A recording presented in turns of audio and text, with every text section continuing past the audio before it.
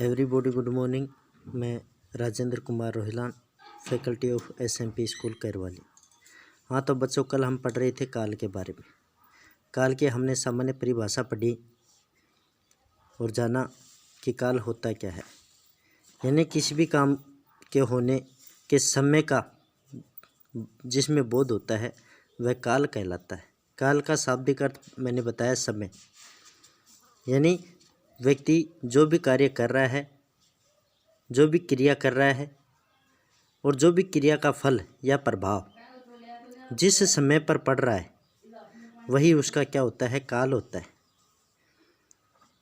कल हमने उसकी परिभाषा के बारे में पढ़ा, उसके भेद के बारे में पढ़ा कि काल मुख्य रूप से 3 प्रकार के होते हैं: वर्तमान काल, भूतकाल और भविष्यत काल। आज हम उन्हीं भेदों में से एक भेद वर्तमान काल के बारे में पढ़ेंगे कि वर्तमान काल होता क्या है। तो उसकी परिभाषा, वर्तमान काल यानी क्रिया का वह रूपांतरण जिसके द्वारा वर्तमान समय में होने का बोध हो। जिसके द्वारा यानी क्रिया का वह रूपांतरण जिसके द्वारा कोई भी कार्य वर्तमान समय में होने का क्या होता है, बोध होता है। यानी व्यक्ति जो भी कार्य करता है उसका प्रभाव, उसका फल, उसके होने या न होने की पूर्णता और अपूर्णता का बोध वर्तमान समय को प्रदर्शित करे तो उसे हम क्या कहते हैं, वर्तमान काल कहते हैं। वर्तमान काल के मुख्य रूप से 5 भेद होते हैं। कितने भेद होते हैं? 5 भेद होते हैं। पहला है सामान्य वर्तमान, यानी सामान्य एकदम जिस साधारण भाषा में। वर्तमान के इस भेद में क्रिया के साधारण रूप में वर्तमान काल में होने का बोध होता है। साधारण रूप में वर्तमान काल में होने का क्या होता है, बोध होता है। यानी व्यक्ति जो भी कार्य कर रहा है उसका प्रभाव, उसका फल, उसकी निश्चितता अनिश्चितता, पूर्णता अपूर्णता का बोध वर्तमान समय में होने का क्या होता है, बोध होता है, ज्ञान होता है। उसे हम क्या कहते हैं, सामान्य वर्तमान। लेकिन अब हम जानें कि सामान्य वर्तमान के बारे में हमें पता कैसे चलेगा कि ये सामान्य वर्तमान है। तो उसकी पहचान के लिए वाक्य में जो भी क्रिया दी होगी, कर्ता के द्वारा जो भी कार्य किया जाएगा, उसके अंत में ता है, ती है, ते है, ते हो और ता हो, यानी क्रिया के अंत में ता, ती, ते, तो आदि शब्द जुड़े होते हैं। जैसे करता हूँ, करती है, करते हैं, करते हो, कर रहा, करता हूँ आदि शब्द जुड़े होते हैं। तो वो क्या होता है, सामान्य वर्तमान होता है। यानी सामान्य वर्तमान की मुख्य पहचान कि क्रिया के अंत में ता, ती, ते और है शब्द जुड़े होते हैं।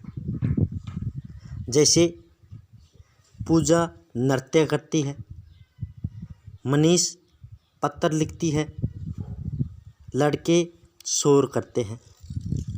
यानी सामान्य समय में, सामान्य वर्तमान में, सामान्य काल में होने का इनका क्या होता है, बोध होता है। और क्रिया के अंत में देखो ता, ती, ते, ये मैंने शब्द बताए थे। तो इसमें ती है, ते हैं, मैं पढ़ता हूँ, वे पढ़ते हैं आदि शब्द जुड़े होते हैं। यानी क्रिया के अंत में ता, ती, ते आदि जुड़े होते हैं। तो वहाँ पर कौन सा है, सामान्य वर्तमान होता है।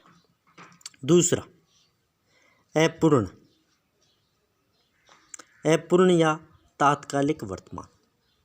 अपूर्ण देखो इसके नाम से स्पष्ट है। अपूर्ण यानी जो कभी पूर्ण नहीं हुआ, यानी जो पहले से चला आ रहा था लेकिन अभी भी क्या है, वह अपना कार्य कर रहा है, क्रिया का प्रभाव अभी भी चालू है, तो उसे अपूर्ण या तात्कालिक वर्तमान कहते हैं। यानी इसकी परिभाषा जिस क्रिया के होने या करने के व्यापार की निरंतरता का बोध हो।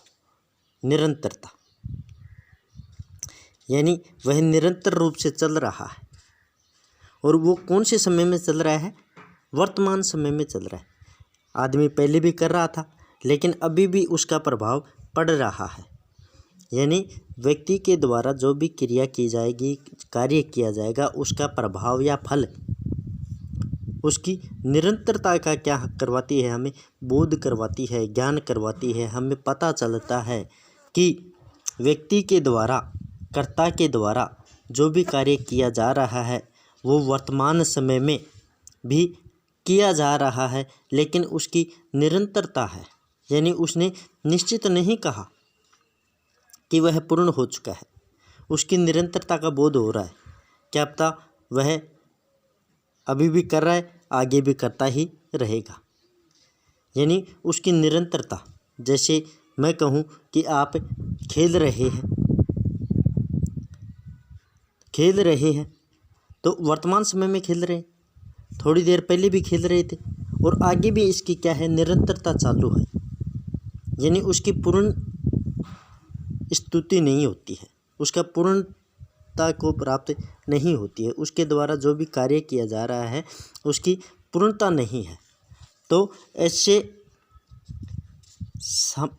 ये जो अपूर्ण या तात्कालिक वर्तमान को पहचानने के लिए क्रिया की धातु के अंत में, यानी कर्ता के द्वारा जो भी कार्य किया जा रहा है उसकी धातु के अंत में रहा है, रही है, रहे हैं, रहे हो आदि जुड़े होते हैं। देखो सामान्य वर्तमान में तो क्या जुड़ा हुआ था?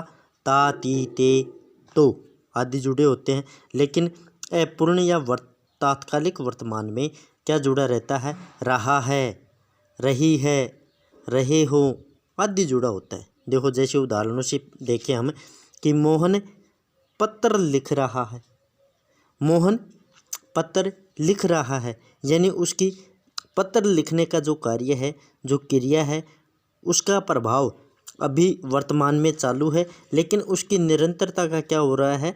हमें बोध हो रहा है। हमें पता चल रहा है कि मोहन के द्वारा पत्र लिखने का कार्य किया जा रहा है, लेकिन वह निरंतर है।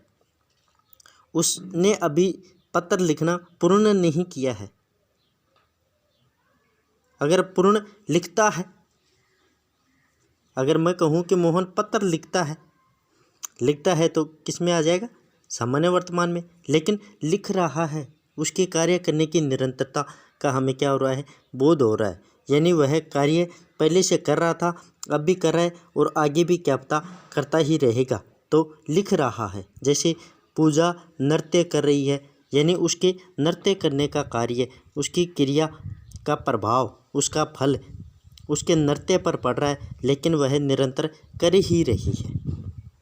जैसे लड़के शोर कर रहे हैं कक्षा में, जैसे लड़के बैठे हुए हैं वो शोर कर रहे हैं, जब तक कि उनको चुप नहीं किया जा सकता, तो उनके कार्य करने का, क्रिया करने का, शोर करने का क्या है? प्रभाव अभी भी क्या है? चालू है। उसकी निरंतरता का क्या है? अभी भी प्रभाव पड़ रहा है।